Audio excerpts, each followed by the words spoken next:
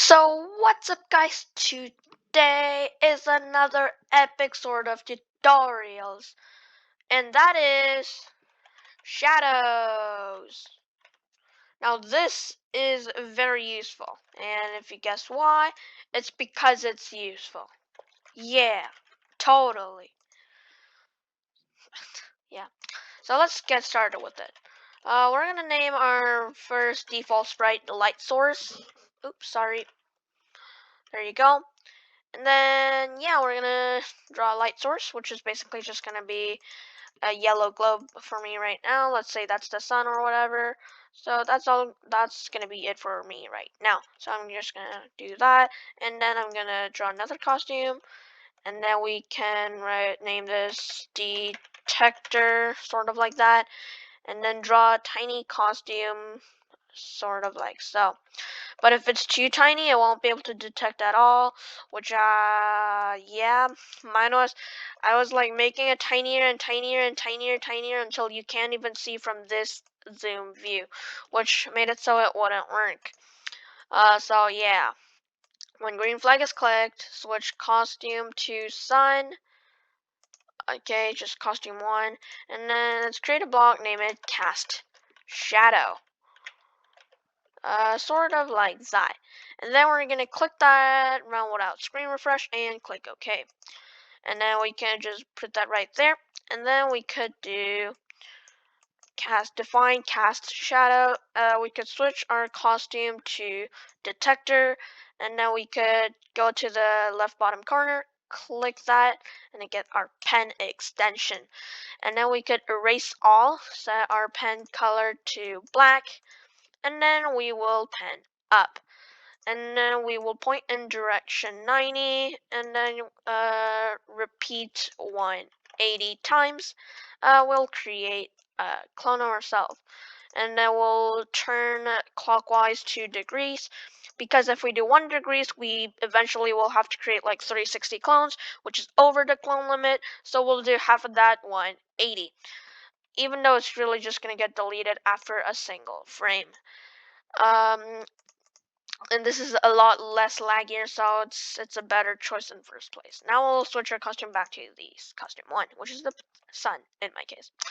And then let's do when I start as a clone. We could do ray trace, sort of like that. And then we don't hit run on screen refresh, or your computer will blow up. And we don't want that, do we? Yeah. And then we'll set our pen transparency to 70 or whatever value you want. It's going to overlay a little, so 70 around that is good. And then we will repeat until touching, yeah, let's do mouse pointer for now. So it's going to draw a shadow on our mouse pointer. And then we could actually do object, sort of like that. And then we could draw a simple gray object. Or you know what, I'm gonna do it, yeah. Let's make that dark red. And I'm gonna do like that, and then I'm gonna leave it over there. And then let me just drag it to the spot I want. Yeah, no code is needed for that. You guys have your own object, so there you go. And then what we're gonna do is we're actually gonna go get it or touching the object. In your case, you probably only have to do if touching object, but that's your choice. Now we have to go to the motion, get a move 2 steps, and then we are going to do if touching edge. And then if we aren't touching the edge, we're going to delete it right away, because we will want to delete the clones as fast as possible, because we don't want to reach the clone limit, and then don't let anything else be cloned. So now what we'll want is we'll want to repeat until not touching the object. Or you know what, let's just duplicate that, or the thing. And then we're going to move 2 steps again, because we don't want to draw the shadow on the object.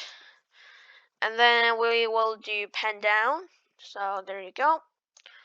And then we will set pen transparency, set pen size, so there you go.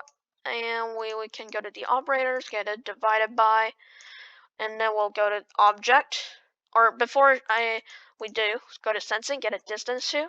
And you see there's no light source here, right?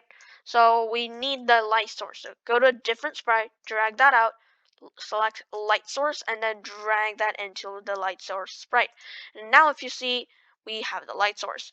Basically, this trick will allow us to detect the distance to our main thing. And then that's good.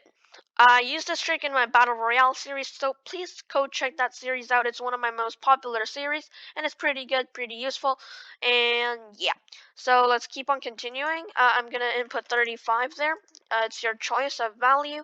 And then let's go to the control, get a repeat until loop, and then we could do touching the edge.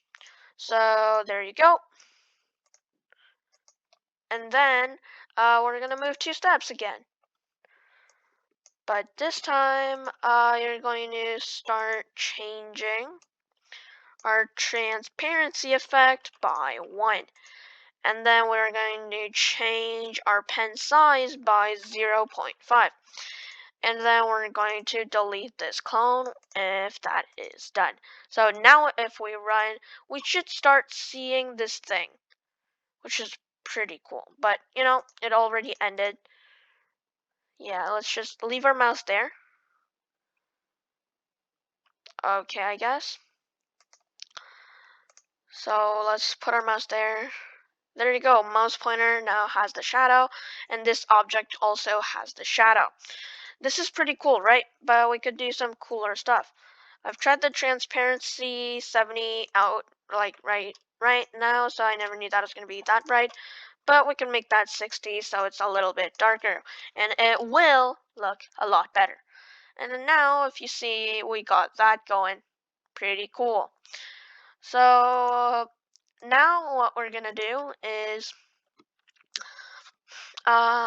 we are just gonna go ahead and try some different shapes out. Okay, if we were to make a triangle, oops, let's use this actually and then make this into a triangle like so. Now if we go, yeah, this takes time to detect. Oh, that's my mouse pointer, by the way, if you like don't know why that's clowning there. My mouse pointer was there. And then yeah, this is pretty cool. It's an auto shadow generator. Yes. It's actually working better than I thought. Uh, pretty cool, pretty nice. I think this will be very, very useful. I'm definitely gonna use it a lot, but who knows. Uh, yeah. So that was basically it for this episode, and I'm gonna be back with another epic trick you can use on your Scratch project so you can make yours better. If you have any suggestions, please leave it in the comments below. And then that was Coding Stickman today, and peace.